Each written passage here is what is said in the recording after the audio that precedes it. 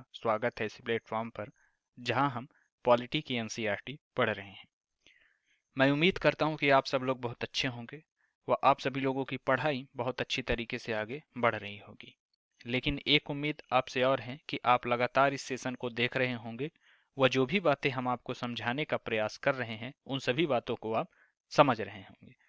तो चलिए हम क्लास को शुरू करते हैं और जो जो भी मुद्दे हैं उनका हम समाधान करेंगे और एक एक टॉपिक को पढ़ते हुए हम आगे बढ़ेंगे।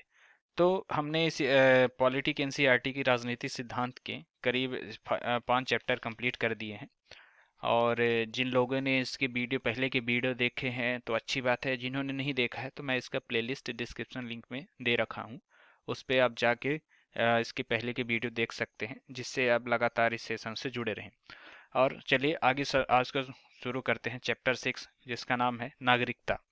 नागरिकता का परिचय देखेंगे, नागरिकता है क्या, इसमें किस हिसाब से किस प्रकार से आपको नागरिकता के लिए जो शब्द आया था या फिर कहाँ से नागरिकता का प्रचलन चालू हुआ वो हम सब देखेंगे।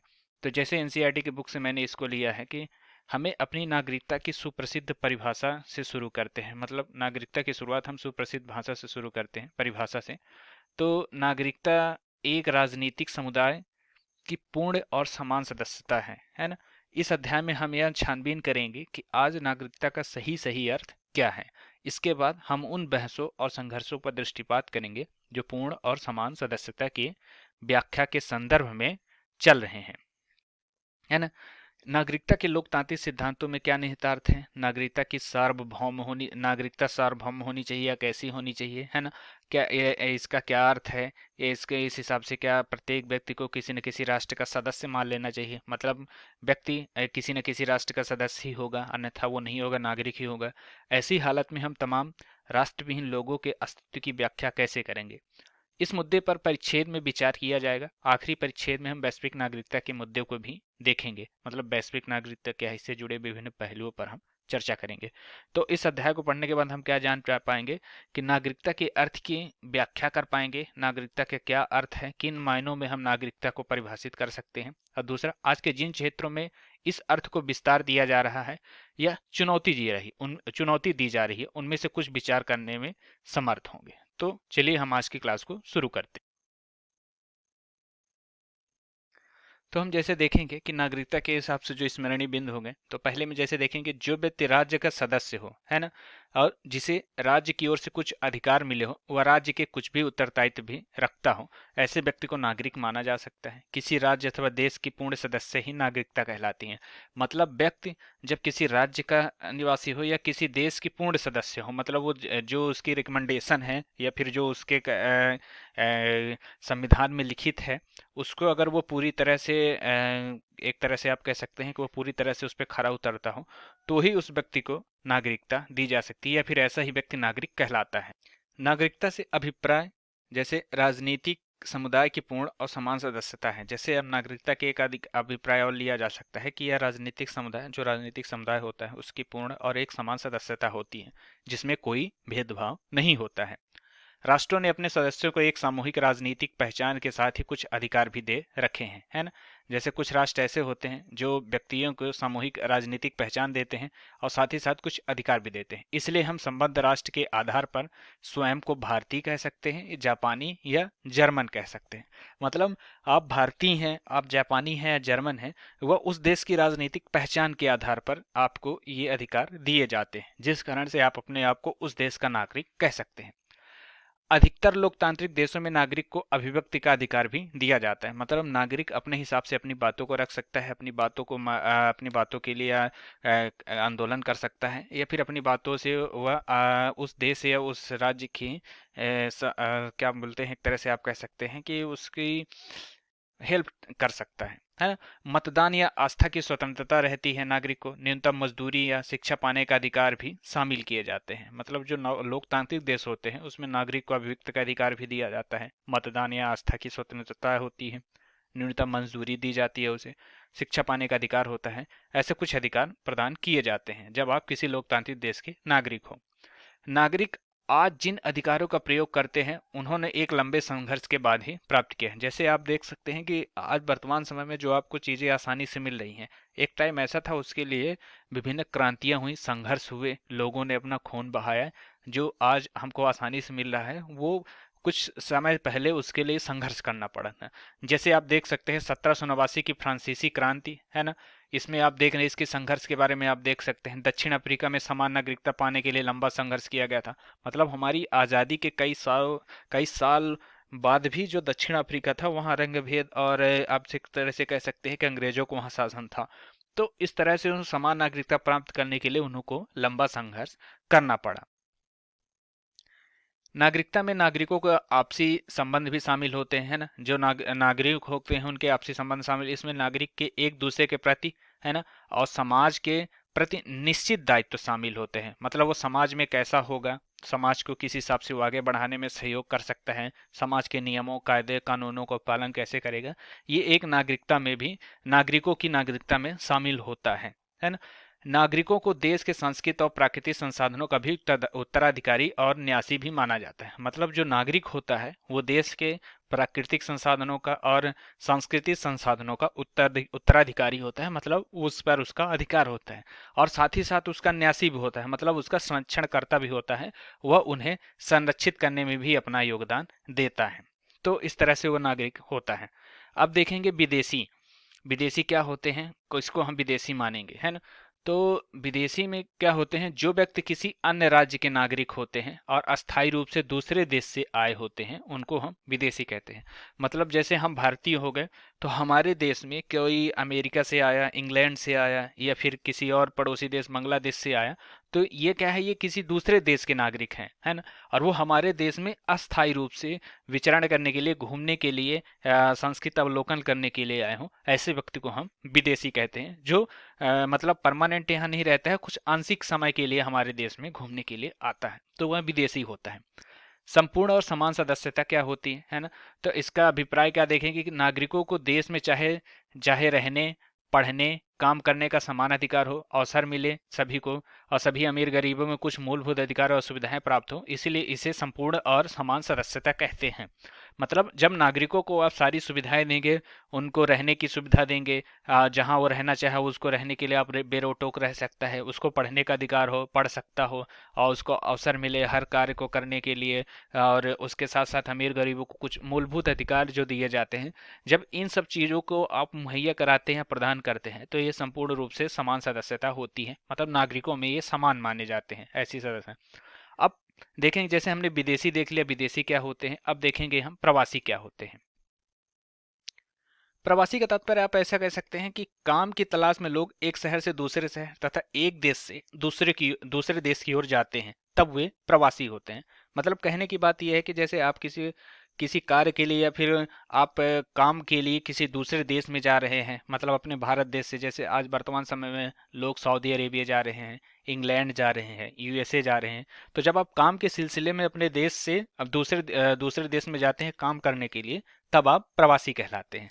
और निर्धन प्रवासियों का अपने अपने क्षेत्रों में उसी प्रकार स्वागत नहीं होता जिस प्रकार कुशल और दौलतमंद प्रवासियों का होता है। मतलब कह सकते हैं कि आप जैसे आप कोई काम ढूंढने के लिए आप विदेश में जा रहे हैं, तो आपका उतना स्वागत नहीं होगा जैसे कोई दौलतमंद आदमी गया विदेश में प्रवास के लिए, कुछ कार्य के लिए, उनका जितना स्वागत होता है उतना आपका नहीं हो सकता। तो यहाँ ये बात बताई गई है। अब देखेंगे प्रतिवाद क्या है, विरोध है ना। तो प्रतिवाद या विरोध का अधिकार हमारे संविधान में नागरिकों के लिए सुनिश्चित की गई अभिव्यक्ति की स्वतंत्रता का एक पहलू है। मतलब क्या होता है, विरोध का अधिकार जो होता है हमारे देश में, लोकतांत्रिक देश में नागरिकों को प्राप्त है। इससे क्या होता है कि आप अपनी अभिव्यक्ति की स्वतंत्रता का उपयोग करके अपनी बात रख सकते हैं, बशर्ते बस इतना होना चाहिए कि आप दूसरे लोगों व राज्य के जीवन संपत्ति को हाथ न पहुंचाएं। मतलब आपके विरोध करने के अधिकार से दूसरे लोगों को नुकसान न हो, है ना। राज्य के जीवन और संपत्ति, जो राज्य के जीवन और संपत्ति है, उनमें किसी प्रकार को क्षति न पहुंचे, तभी आपको ये अधिकार दिया जा सकता है, अन्यथा इन अधिकारों पर रोक लगाई जा सकती है। अब हम देखेंगे जो प्रतिवाद के तरीके होते हैं। मतलब आपने देख लिया कि जो विरोध करना, विरोध का अधिकार जो दिया गया है वो आपको किस हद तक दिया गया है और उसमें कहाँ तक आपको रोक टोक लगाई जा सकती है। तो अब हम देखेंगे प्रतिवाद के तरीके, मतलब विरोध कैसे किया जा सकता है या किन किन तरीकों से विरोध जो आप करते हैं उस पे कोई कार्यवाही नहीं होगी, वो मान्य होगा। तो इसमें जो पहला बिंदु है, नागरिक समूह बनाकर प्रदर्शन करें करके, मीडिया का इस्तेमाल करके, राजनीतिक दलों से अपील करें या अदालत में जाकर जनमत और सरकारी नीतियों को परखने और प्रभावित करने के लिए स्वतंत्र है। मतलब इस तरह के कार्य करने के लिए आप स्वतंत्र है, इसमें आपको कोई मतलब सरकार, राज्य सरकार से या राज्य द्वारा कोई रोक नहीं लगाई जाएगी अगर आप शांति तरीके से ऐसा करते हैं। समान अधिकार से जैसे आप देखेंगे कि शहरों में अधिक संख्या झोपड़पट्टियों और अवैध कब्जों की भूमि पर बसे लोगों की है। ये लोग हमारे बहुत काम के हैं, इनके बिना एक दिन भी नहीं गुजरता। जैसे आप देख सकते हैं कि जो सफाई कर्मी हो गए, है ना, फेरी वाले हो गए, घरेलू नौकर हो गए, नल ठीक करने वाले हो गए, ये इतने अमीर नहीं होते या फिर इनके पास सुख सुविधाएं नहीं होती कि ये पॉश इलाके में या फिर थोड़ा स्वच्छ जगह में या फिर पक्के मकानों में रह सके। तो इनको समान अधिकार दिया जाना बहुत ही जरूरी होता है। सरकार या स्वयंसेवी संगठन भी इन लोगों के प्रति जागरूक हो, मतलब सरकार भी इन लोगों के प्रति जागरूक होता थी, और जो एनजीओ हैं जो लोगों के सहयोग के लिए, लोगों के समाज सुधारक जो कार्य करते हैं, उन वो लोग भी इनके प्रति जागरूक हो रहे हैं। सन 2004 में एक राष्ट्रीय नीति बनाई गई जिसमें लाखों फुटपाती दुकानदारों को स्वतंत्र कारोबार चलाने का बल प्राप्त हुआ। मतलब 2004 में जो एक राष्ट्रीय नीति बनाई गई थी सरकार द्वारा, राज्य द्वारा, जिसमें क्या किया गया था, जो लाखों फुटपाथी थे, फुटपाथ पे जो रहते थे वहीं अपना काम करते थे, वहीं सोते थे, और जो दुकानदार थे उनको स्वतंत्र रूप से कारोबार चलाने का बल प्राप्त हुआ, मतलब उनको कुछ अधिकार दिए गए। इसी प्रकार एक और वर्ग है जिसे हम नजरअंदाज नहीं किया जा सकता है, वह है आदिवासी और वनवासी। मतलब आदिवासी वनवासी ये लोग ऐसे होते हैं कि ये लोग अपने निर्वाह के लिए जंगल और दूसरे प्राकृतिक संसाधनों पर निर्भर रहते हैं। तो इन पर भी एक तरह से ध्यान दिया जाना जरूरी है। इनके द्वारा आप जैसे कार्य दे सकते हैं, जैसे जंगलों में जो रहते हैं वहां से आप शहद शुद्ध प्राप्त कर सकते हैं, जड़ी बूटी प्राप्त कर सकते हैं, तो इनको आप प्रोत्साहित करके भी इनको आप समान अधिकार दे सकते हैं, है ना। अब देखेंगे नागरिकों के लिए समान अधिकार का अर्थ है नीतियां बनाते समय भिन्न भिन्न लोगों को भिन्न भिन्न जरूरतों का जो दावा किया जाता है, दावों पर ध्यान रखना है।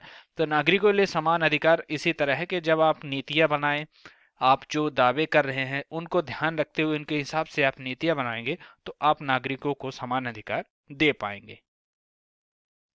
अब हम देखेंगे नागरिक और राष्ट्र। एक नागरिक और राष्ट्र में क्या संबंध होता है या फिर किस हिसाब से नागरिक और राष्ट्र के प्रति एक दूसरे के प्रति ये पूरक है। तो कोई नागरिक अपनी राष्ट्रीय पहचान के लिए एक राष्ट्रीय गान, झंडा, राष्ट्रभाषा, कुछ खास उत्सवों जैसे आयोजनों के प्रतीकों द्वारा प्रकट करता है। मतलब जो नागरिक होगा किसी देश का, ये विशिष्ट नागरिक है, वो अपने एक राष्ट्रगान द्वारा, एक झंडे द्वारा और एक कुछ खास उत्सवों के जैसे आयोजन करके उनको प्रकट कर सकता है। इससे यह प्रतीत होता है कि हाँ ये इस देश का नागरिक है। जैसे आप भारतीय हैं, इसकी पहचान विदेशों में क्या होगी, आपके रहन सहन से, आपके जैसे आपका झंडा तिरंगा है उसके आधार पर भी आपको ये पहचाना जा सकता है कि आप भारत देश के नागरिक हैं। लोकतांत्रिक देश यथासंभव समावेशी होते हैं जो सभी नागरिकों के राष्ट्र के अंश के रूप में जाने पहचाने की इजाजत देते हैं।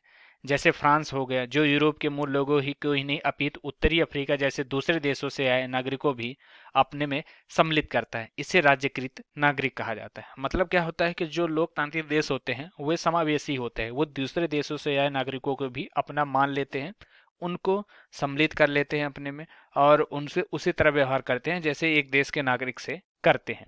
तो ये क्या कहलाते हैं, ये राज्यकृत नागरिक कहलाते हैं।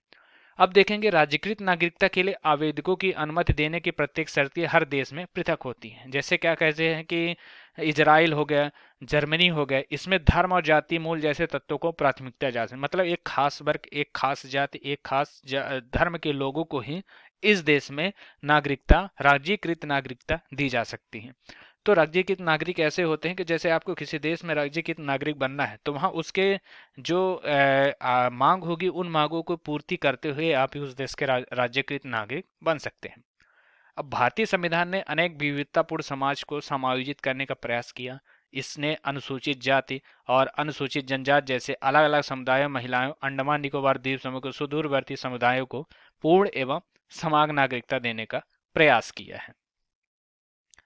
तो हम देखेंगे कि भारतीय संविधान ने अनेक समाजों को अपने पर समायोजित किया है, उनको अपना नागरिक माना है, उनको सारी सुविधाएं दी है, चाहे वो अनुसूचित जाति हो, अनुसूचित जनजाति हो, मतलब बशर्ते वो हमारे देश में निवासरत हो। तो इनको भारतीय संविधान ने नागरिकता देने का प्रयास किया है। अब नागरिकता से संबंधित प्रावधानों का वर्णन संविधान के तीसरे खंड में है तथा संसद द्वारा तत्पश्चात पारित कानूनों से हुआ है। मतलब जो नागरिकता संबंधी जो प्रावधान है वो हमारे तीसरे खंड में दिया गया है, यानी पहले प्रथम खंड में आपका भारत एक फर्स्ट खंड में दिया गया, दूसरे खंड में आपके वो दिया गया, तीसरे खंड में हमने नागरिकता के संबंधित जो प्रावधान दिए गए हैं वो संसद द्वारा पारित होकर कानूनों से बना है। मतलब उस पर संसद कानून बना सकती है, उसको परिवर्तित कर सकती है। अब हम देखेंगे कि राज्य की नागरिकता के क्या तरीके हैं। राज्यकृत नागरिकता जो पाई जाती है वो किन किन आधारों पे आप पा सकते हैं राज्यकृत नागरिकता। तो राज्यकृत नागरिकता पाने के लिए पहला आपका है कि पंजीकरण करना मतलब उस नागरिकता पाने के लिए वहां आपको पंजीकरण कराना पड़ेगा कि हमें इस देश की नागरिकता का चाहिए। उस पंजीकरण के माध्यम से आप नागरिकता पा सकते हैं। देशीकरण द्वारा आप उस देश के निवासी है, फिर आपको वहाँ अधिकृत किया गया हो।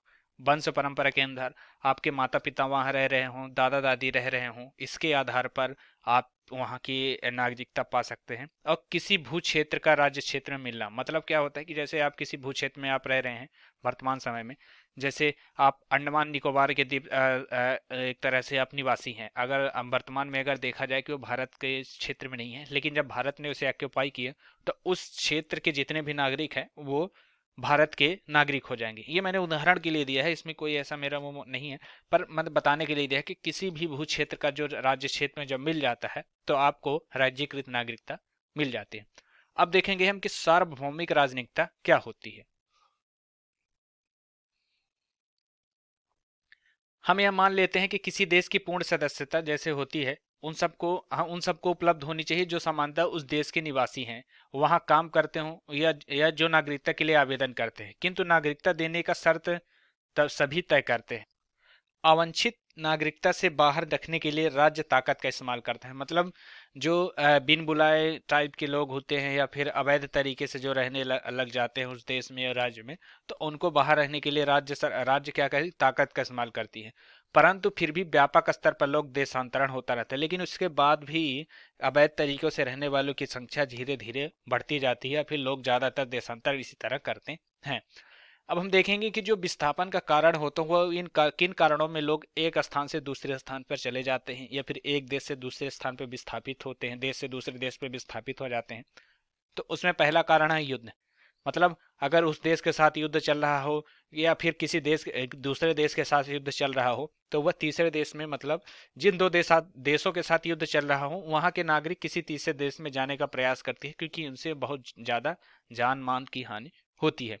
अकाल आने पर अकाल आने पर जब वहाँ भूखमरी और ये सूखे जैसी समस्या जब उत्पन्न हो जाती है तो लोग वहाँ का अपना जीवन बचाने के लिए, आगे जब जीवन गुजर बसर करने के लिए दूसरे देश की शरण लेते हैं। और उत्पीड़न, जब वहाँ डिक्टेटर जैसे शासक, मतलब डिक्टेटरशिप चलने लगे, शासक निरंकुश हो जाए, अपने नागरिकों का उतना ख्याल न रखे, उनको उत्पीड़ित करे, तो इन सब के कारण भी लोग बाग वहां से विस्थापित होकर दूसरे देश में या फिर दूसरी जगह चले जाते हैं।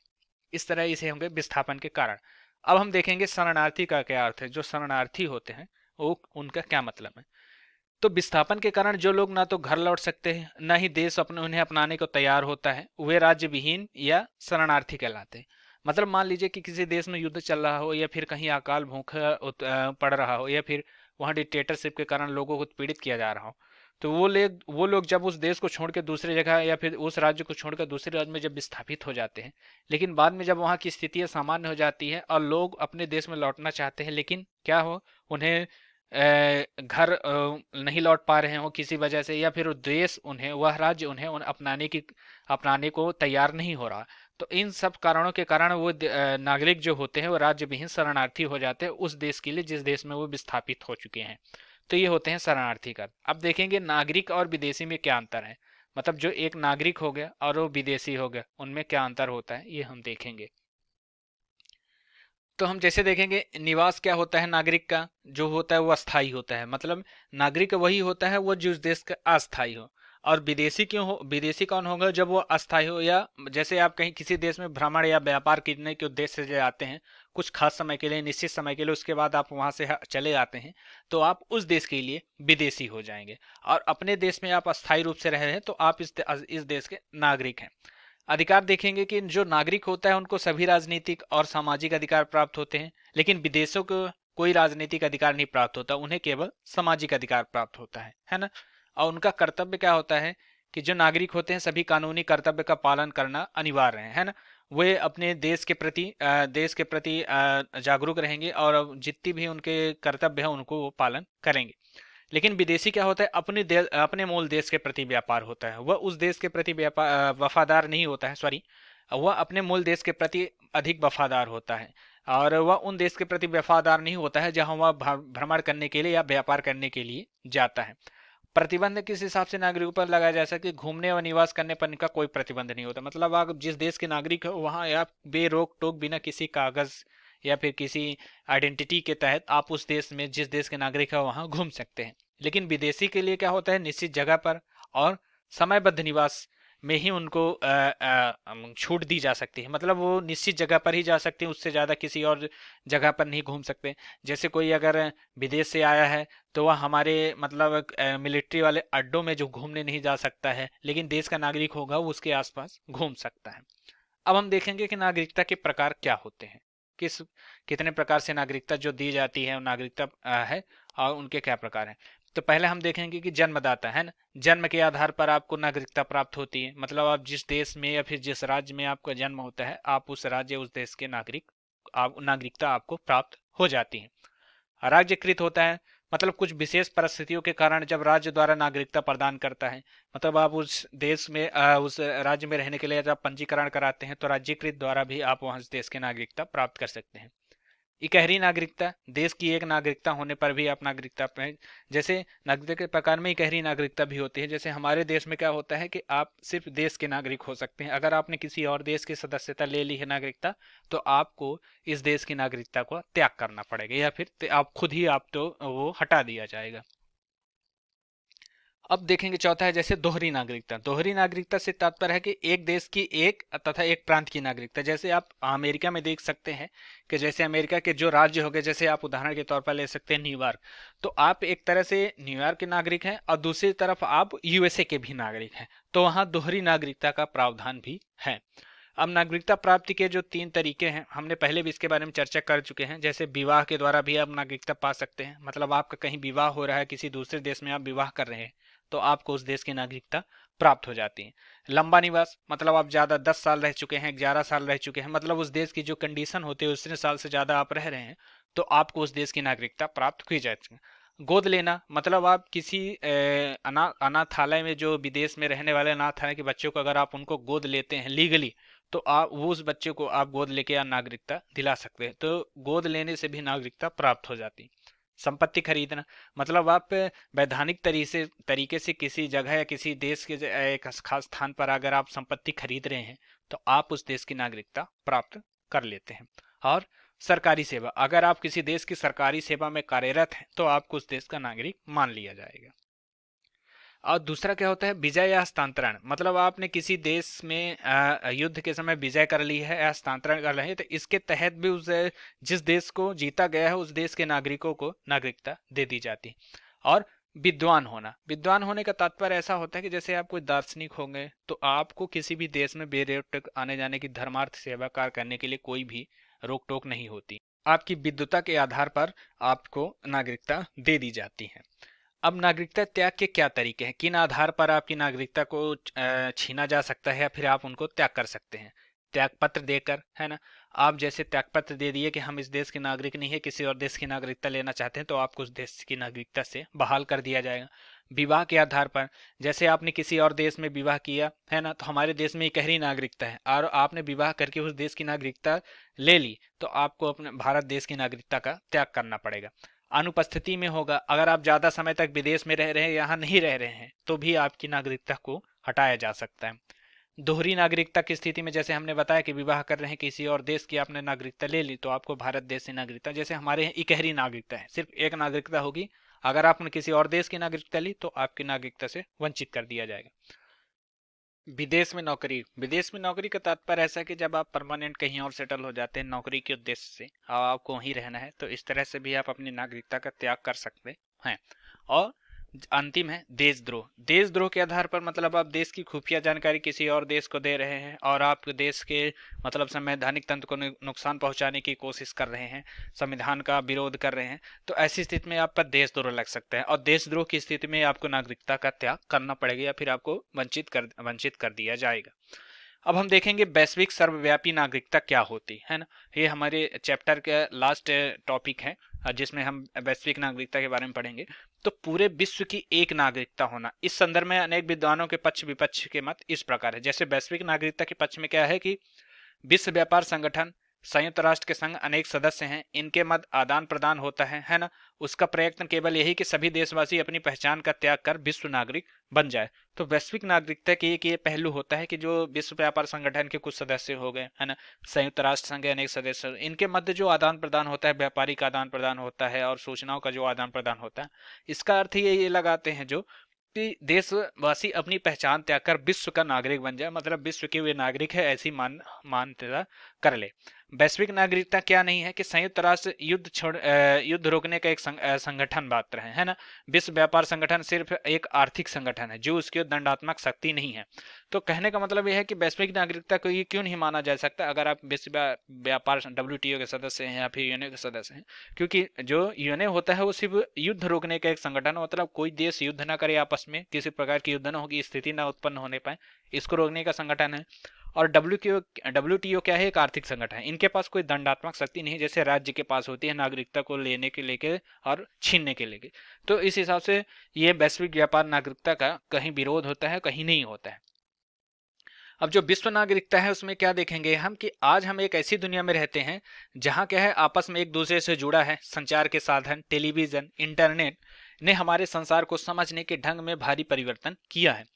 एशिया की सुनामी या बाढ़ की आपदाओं के पीड़ितों की सहायता के लिए विश्व के सभी भाग में उमड़ा भागोद्वार विश्व समाज की ओर आभार की ओर इशारा करता है। इसी को विश्व नागरिकता कहा जा सकता है। मतलब आज हम एक ऐसी दुनिया में रह रहे हैं जहां मतलब हम एक दूसरे से बहुत जुड़े हैं। मतलब एक मिनट में आप यहाँ से अमेरिका बात कर सकते हैं, इंग्लैंड बात कर सकते हैं, France, European country, Japan, China, हर जगह आप बात कर सकते हैं, है ना। जो जुड़े हैं संचार के साधनों द्वारा, टेलीविजन, इंटरनेट के द्वारा हमको पूरी जानकारी मिल रही है। और जैसे आप उदाहरण के तौर पर देख सकते हैं जो एशिया में सुनामी आई थी, जो बाढ़ आपदाएं आई थी, तो उसके लिए क्या था, सभी जो विश्व के सभी देश थे वो मदद करने के लिए आगे आ रहे थे। वो अपना दर्द समझ के लोगों की मदद करने की कोशिश कर रहे हैं। तो इस तरह के आधार पर भी लोग कह के इन्हें इसी को विश्व नागरिकता कहा जाता है। इसी के आधार पर इसे विश्व नागरिकता का परिचय देते हैं। अब विश्व नागरिकता के लाभ क्या है? इससे राष्ट्रीय सीमाओं और दोनों तरफ की समस्याओं का समाधान करना सरल हो जाए, जैसे आतंकवाद जैसे मुद्दे हो गए, और आपका ये जो सीमा पार जो अवैध व्यापार होता है या सीमा के रूप में जो युद्ध या झगड़े होते हैं उनको खत्म करना आसान हो जाएगा, जिससे क्या होगा बहुत देशों की सरकारों और लोगों की संयुक्त कार्यवाही जरूरी होती है।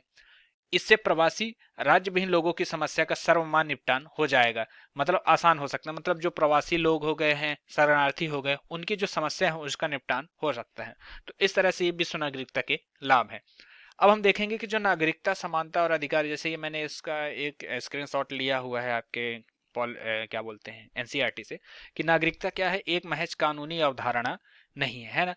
यह क्या है, इनका समानता, अधिकार और आपके हिसाब से क्या कह सकते हैं कि सर्वसम्मत सूत्रीकरण अंग्रेज समाजशास्त्री TH मार्शल ने किया है ना। अपनी पुस्तक नागरिकता और सामाजिक वर्ग 1950 में इन्होंने, मार्शल ने नागरिकता को किसी समुदाय के पूर्ण सदस्यों को प्रदत्त प्रतिष्ठा के रूप में परिभाषित किया है। मतलब कोई समुदाय हो गया, उसके पूर्ण सदस्य को जब आप सभी प्रतिष्ठा दे देते हैं, उस हिसाब से इसको नागरिकता कहा जा सकता है। इस प्रतिष्ठा को ग्रहण करने वाले सभी लोग प्रतिष्ठा में अंतर्भूत अधिकारों और कर्तव्यों के मामले में बराबर होते हैं। मतलब जो नागरिकता पा लेता है वो सभी अधिकार के मामले में, अपने कर्तव्य के मामले में सभी के बराबर होते हैं, कोई कम या कोई ज्यादा नहीं होता है। नागरिकता की मार्शल द्वारा प्रदत्त जो कुंजी धारणा में क्या है, संकल्पना समानता की है। इसमें दो बातें अंतर्निहित है। पहली कि प्रदत्त अधिकार और कर्तव्यों की गुणवत्ता बढ़े, और दूसरी उन लोगों की संख्या बढ़े जिन्हें वे दिए जाते हैं। और मार्शल नागरिकता के 3 प्रकार के अधिकारों को शामिल करते हैं। जैसे पहला क्या है, नागरिक, राजनीतिक, सामाजिक अधिकार है ना। तो नागरिक अधिकार व्यक्ति के जीवन, आजादी, जायदाद की हिफाजत करते हैं। राजनीतिक अधिकार कहते हैं शासन की प्रक्रिया में सहभागी बनाने की शक्ति प्रदान करते हैं। और सामाजिक अधिकार शिक्षा और रोजगार को सुलभ बनाते हैं। कुल मिलाकर ये अधिकार नागरिक के लिए इज्जत के लिए जीवन बसर करना संभव बनाते हैं, इज्जत के साथ जीवन बसर करना संभव बनाते हैं। अब मार्शल ने सामाजिक वर्ग को असमानता की व्यवस्था के रूप में चिन्हित किया है। मतलब सामाजिक वर्ग क्या होता है, इसमें असमानता की व्यवस्था के जो बहुत ज्यादा होती है और पदानुक्रम विभाजक के कारण प्रतिकार या समानता निश्चित करती है। इस प्रकार बेहतर सुबद्ध और समृद्ध समाज की रचना को सुसाध्य बनाती है। तो ये जो है मार्शल है, जो दार्शनिक है, इन्होंने राइटर है, उन्होंने अपनी जो अभिव्यक्ति दी है नागरिकता के बारे में, नागरिकता किस हिसाब से होती है, नागरिकता में जो राजनीतिक अधिकार होते हैं शासन प्रक्रिया में सहभागी बनते हैं, है ना। और जो सामाजिक अधिकार नागरिकता को दिए जाते हैं वो शिक्षा और रोजगार सुलभ बनाते हैं। तो इस तरह से ये राजनीतिक के बारे में। तो आज का ये लेक्चर यही खत्म होता है। आपको ये कैसा लगा आप हमें कमेंट के माध्यम से बता सकते हैं, और साथ ही साथ अपने दोस्तों को इसको शेयर करें जिससे ज़्यादा से ज़्यादा लोग इसका लाभ प्राप्त कर सकें। और इसी तरह आप हमसे जुड़े रहें। धन्यवाद आप सभी लोगों का।